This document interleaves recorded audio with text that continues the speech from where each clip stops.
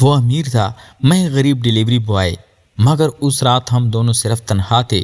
بارش کی ایک رات، ڈیلیوری دینے کے بعد رات میں کئی بار میری کہانی 20 سالہ ڈیلیوری بوائے۔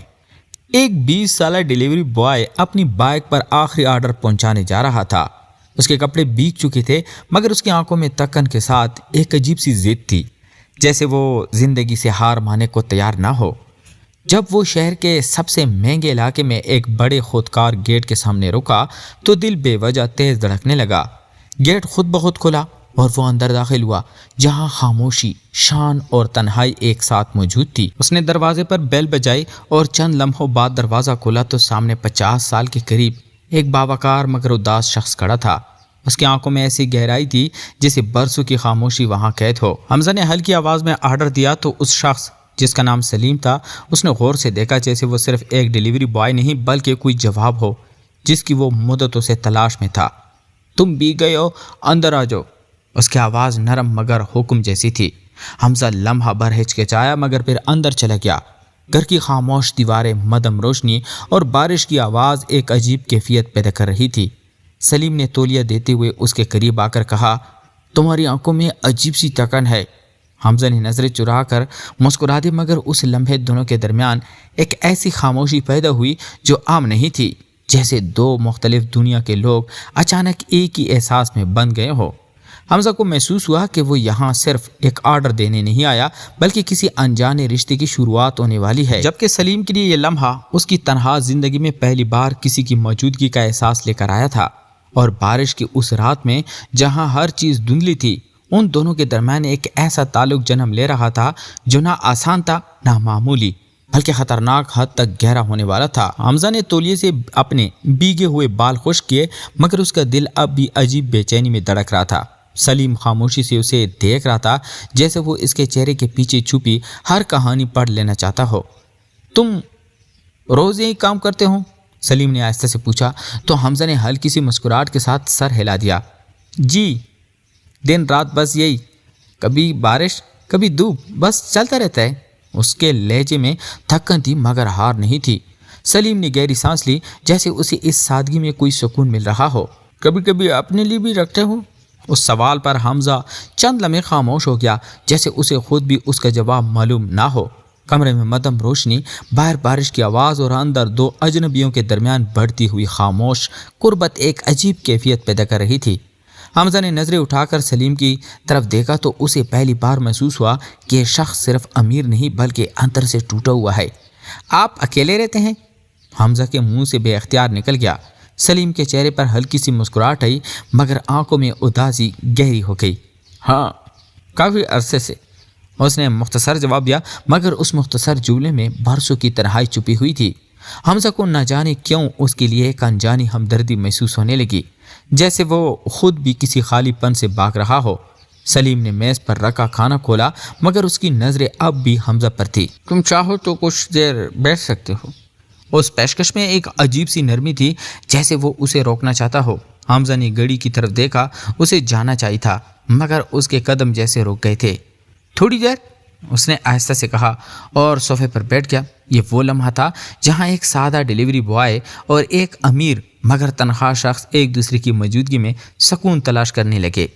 گفتگو آہستہ آہستہ بڑھنے لگی، چھوٹے سوال، مختصر جواب، مگر ہر لفظ کے پیچھے ایک اندیکھا احساس۔ حمزہ کو محسوس ہوا کہ وہ پہلی بار کسی کے سامنے خود کو چھپا نہیں رہا، اور سلیم کو یوں لگ رہا تھا جیسے اس کی برسوں کی خاموشی کو کوئی سننے والا مل گیا ہو۔ بارش تیز ہو چکی تھی، وقت جیسے رک سا گیا تھا، اور اس خاموش رات میں ان دونوں کے درمیان ایک ایسا رشتہ بن رہا تھا جو نہ نام کا محتاج تھا نہ وضاحت کا، مگر جتنا گہرا ہوتا جا رہا تھا اتنا ہی خطرناک بھی، کیونکہ دونوں کو اب یہ اندازہ نہیں تھا کہ یہ تعلق صرف سکون نہیں دے گا بلکہ ان کی زندگیوں کو ایک ایسے موڑ پر لے جائے گا جہاں واپسی ممکن نہیں ہوگی۔ حمزہ نے جب گھڑی کی طرف دوبارہ دیکھا تو اسے احساس ہوا کہ وہ ضرورت سے زیادہ دیر رک چکا ہے، مگر عجیب بات یہ تھی کہ جانے کا خیال اب اتنا مضبوط نہیں رہا تھا جتنا آتے وقت تھا۔ سلیم نے جیسے اس کی دل کی کیفیت پڑھ لی ہو، دھیرے سے کہا، اگر جانا ضروری ہو تو جا سکتے ہو، مگر کبھی کبھی انسان کو وہاں رک جانا چاہیے جہاں اسے سکون ملے۔ اس جملے نے حمزہ کو اندر تک ہلا دیا۔ وہ چند لمحے خاموش رہا، پھر ہلکی سی سانس لے کر بولا، سکون؟ شاید میں نے کبھی سوچا ہی نہیں تھا اس کے بارے میں۔ کمرے میں پہلی روشنی اب اور مدم لگنے لگی تھی۔ باہر بارش تیز ہو چکی تھی اور کھڑکی کی شیشوں پر بوندیں مسلسل ٹکرا رہی تھی۔ سلیم آہستہ سے صوفے کے قریب آ کر بیٹھ گیا۔ دونوں کے درمیان فاصلہ کم تھا، مگر اس جملے میں ایک عجیب سی جھجک بھی شامل ہو گئی تھی۔ تمہاری آنکھوں میں ایک کہانی ہے حمزہ، مگر تم اسے چھپاتے ہو۔ سلیم کی آواز میں نرمی تھی۔ حمزہ نے نظریں جھکا لی جیسے وہ واقعی کچھ چھپا رہا ہو۔ ہر کسی کے پاس وقت نہیں ہوتا سننے کا، اس نے آہستہ سے جواب دیا۔ سلیم کے ہونٹوں پر ہلکی سی مسکراہٹ آئی۔ میرے پاس ہے۔ یہ الفاظ سادہ تھے، مگر ان میں ایسی سچائی تھی کہ حمزہ کا دل ایک لمحے کو رک سا گیا۔ وہ پہلی بار کسی کے سامنے خود کو کمزور محسوس کر رہا تھا، اور عجیب بات یہ تھی کہ اسے یہ کمزوری اچھی لگ رہی تھی۔ لمحہ بلمحہ دونوں کے درمیان خاموشی گہری ہوتی جا رہی تھی، مگر یہ خاموشی بوجھ نہیں بلکہ ایک عجیب سی قربت بن رہی تھی۔ سلیم نے آہستہ سے اپنا ہاتھ حمزہ کے قریب رکھا، چھوا نہیں مگر اتنا قریب کہ دونوں اس فاصلے کو محسوس کر سکے۔ حمزہ کی سانسیں تیز ہونے لگی۔ وہ سمجھ نہیں پا رہا تھا کہ یہ احساس کیا ہے، مگر وہ اس سے دور بھی نہیں جانا چاہتا تھا۔ تم جا سکتے ہو، مگر شاید تم خود نہیں جانا چاہتے، سلیم نے دھیرے سے کہا۔ یہ جملہ سیدھا حمزہ کے دل میں اترا۔ اس نے آہستہ سے سر اٹھا کر سلیم کی طرف دیکھا۔ ان کی آنکھیں پہلی بار اس شدت سے ملی جیسے دونوں ایک دوسرے میں کچھ ڈھونڈ رہے ہوں۔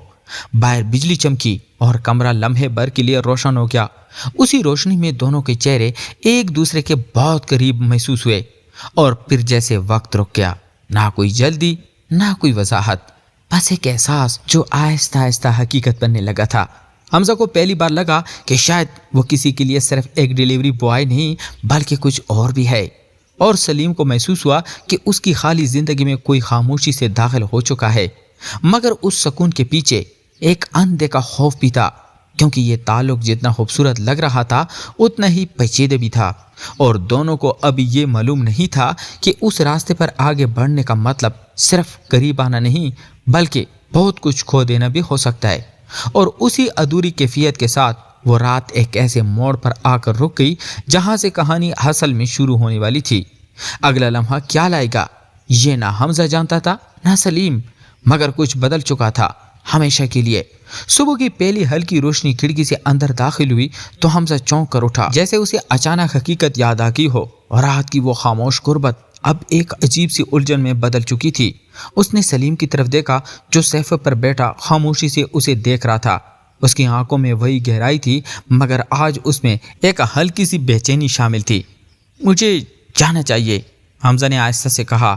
اس کی آواز میں وہ اعتماد نہیں تھا جو پہلے ہوتا تھا۔ سلیم نے سر ہلایا مگر کچھ کہا نہیں، جیسے وہ اسے روکنا چاہتا ہو مگر زبردستی نہیں کرنا چاہتا۔ حمزہ دروازے کی طرف بڑھا مگر قدم رک گئے۔ اس نے پیچھے مڑ کر دیکھا۔ پتہ نہیں کیوں ایسا لگ رہا ہے کہ جیسے کچھ ادھورا چھوڑ کر جا رہا ہوں۔ سلیم کے ہونٹوں پر ہلکی سی اداس مسکراہٹ آئی۔ کچھ رشتے مکمل ہونے کے لیے نہیں ہوتے، بس محسوس کرنے کے لیے ہوتے ہیں۔ یہ الفاظ حمزہ کے دل میں اتر گئے۔ وہ چند لمحے خاموش کھڑا رہا، پھر آہستہ سے باہر نکل گیا۔ بارش رک چکی تھی مگر سڑک ابھی بھیگی ہوئی تھی، جیسے رات کی کہانی ابھی ختم نہ ہوئی ہو۔ دن گزرتے گئے مگر وہ رات دونوں کے دلوں میں زندہ رہی۔ حمزہ بار بار اسی گلی سے گزرتا مگر کبھی اندر جانے کی ہمت نہ کرتا، اور سلیم وہ ہر رات اسی دروازے کے پاس کچھ دیر کھڑا رہتا جیسے کسی کا انتظار ہو۔ پھر ایک دن اچانک حمزہ نے ہمت کی اور دوبارہ اسی گھر کے سامنے پہنچ گیا۔ دل زور زور سے دھڑک رہا تھا۔ اس نے بیل بجائی مگر اس بار دروازہ کسی اور نے کھولا، ایک ملازم، جس نے سرد لہجے میں بتایا، سر شہر چھوڑ کر جا چکے ہیں ہمیشہ کے لیے۔ یہ سن کر حمزہ کے قدم جیسے زمین میں جم گئے۔ اس کے اندر کچھ ٹوٹ سا گیا۔ وہ کچھ کہے بغیر واپس مڑ گیا۔ اس دن اسے سمجھ آیا کہ کچھ لوگ زندگی میں آتے ہیں صرف یہ سکھانے کے لیے کہ احساس کیا ہوتا ہے، اور پھر خاموشی سے چلے جاتے ہیں۔ سلیم کی وہ تنہا آنکھیں، وہ نرم آواز اور وہ ادھورا سا تعلق، سب ایک یاد بن کر آ گیا، مگر ایک ایسی یاد جو حمزہ کو ہمیشہ بدل چکی تھی۔ وہ اب صرف ایک ڈیلیوری بوائے نہیں رہا تھا بلکہ ایک ایسا انسان بن چکا تھا جس نے محبت کو محسوس کیا چاہے وہ مکمل نہ ہو سکی، اور شاید یہی اس کہانی کا انجام تھا، ایک خاموش ادھورا مگر گہرا اختتام۔ تو پیارے دوستو، اگر آپ کو یہ کہانی پسند آئی ہو تو ویڈیو کو لائک کریں، چینل کو سبسکرائب کریں اور کمنٹ میں ضرور بتائیں کہ آپ ایسی مزید جذباتی کہانیاں دیکھنا چاہتے ہیں یا نہیں۔ شکریہ۔